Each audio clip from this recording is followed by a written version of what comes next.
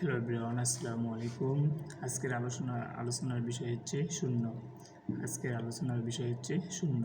শূন্য সম্পর্কে জানার আগে আমরা জানব অঙ্ক সম্পর্কে। অঙ্ক কাকে বলে? অঙ্ক হচ্ছে হিসাব কিংবা গণনার কাজে ব্যবহৃত প্রতীক বা চিহ্নকে অঙ্ক বলে। তাহলে অঙ্ক কাকে বলে? হিসাব কিংবা গণনার কাজে ব্যবহৃত প্রতীক বা চিহ্নকে অঙ্ক বলে। তাহলে আমি লিখি যে ডিজিট, DIGIT, ডিজিট অর্থাৎ কি? অঙ্ক অর্থাৎ হিসাব কিংবা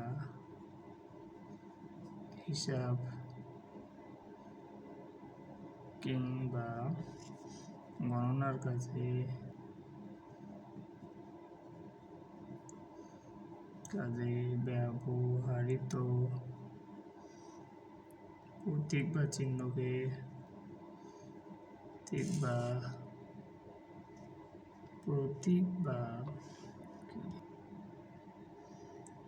চিহ্নকে গণনার কাজে ব্যবহৃত প্রতীক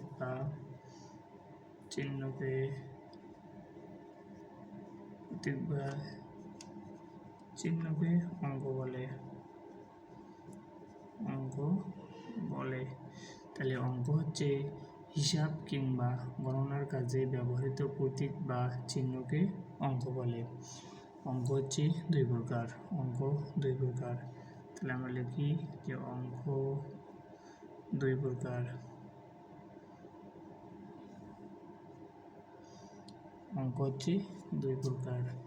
এক সার্থক অঙ্ক হচ্ছে সার্থক অঙ্ক, দুই হচ্ছে সাহায্যকারী।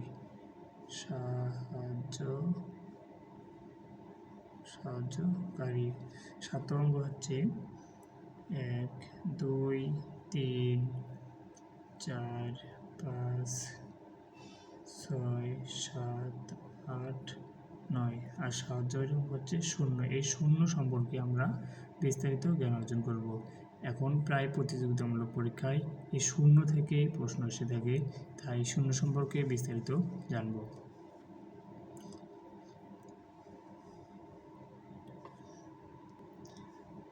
অঙ্কের এই 10টি প্রতীক দিয়ে বা চিহ্ন দিয়েই আমরা কিন্তু সংখ্যা গঠন করতে পারি।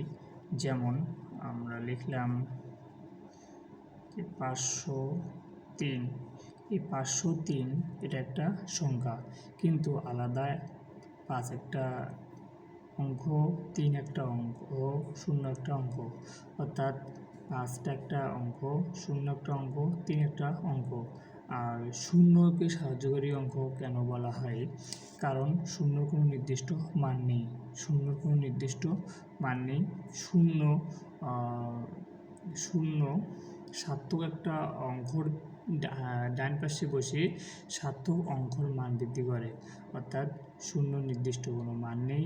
শূন্য সার্থক একটা অঙ্কর ডান পাশে বসে সার্থক অঙ্কটির মান বৃদ্ধি করে। এখন আমরা জানবো শূন্য সম্পর্কে। তো প্রথমেই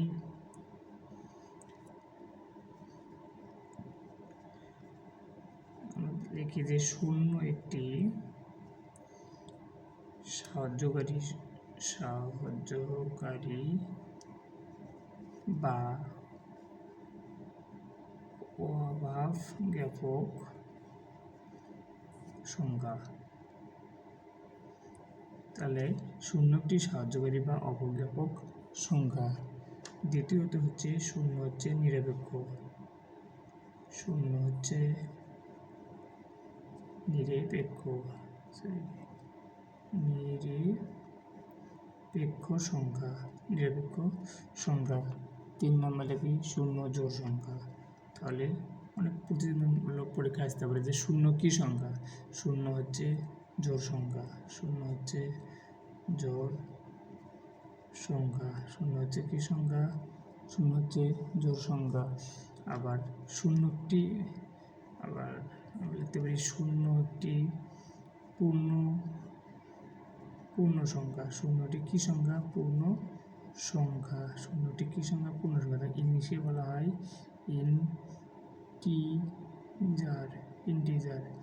তো ইংলিশে বলতে পারি ইন্টিজার, অর্থাৎ শূন্যটি সাহায্যকারী বা অবজ্ঞাপক সংখ্যা, শূন্য হচ্ছে নিরপেক্ষ, শূন্য হচ্ছে জোড় সংখ্যা, শূন্য হচ্ছে একটি পূর্ণ সংখ্যা, তো ইংলিশতে বলা হয় ইন্টিজার। এবং শূন্য সম্পর্কে প্রথম ধারণা দেন আর্যভট্ট।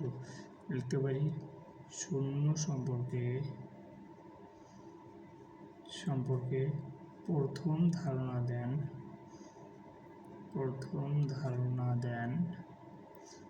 আর্যভট্ট।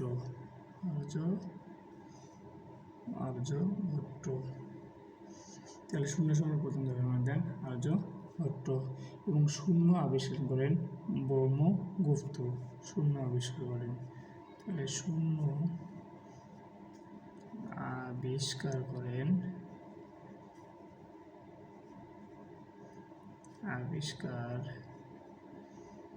করেন ব্রহ্মগুপ্ত। শূন্য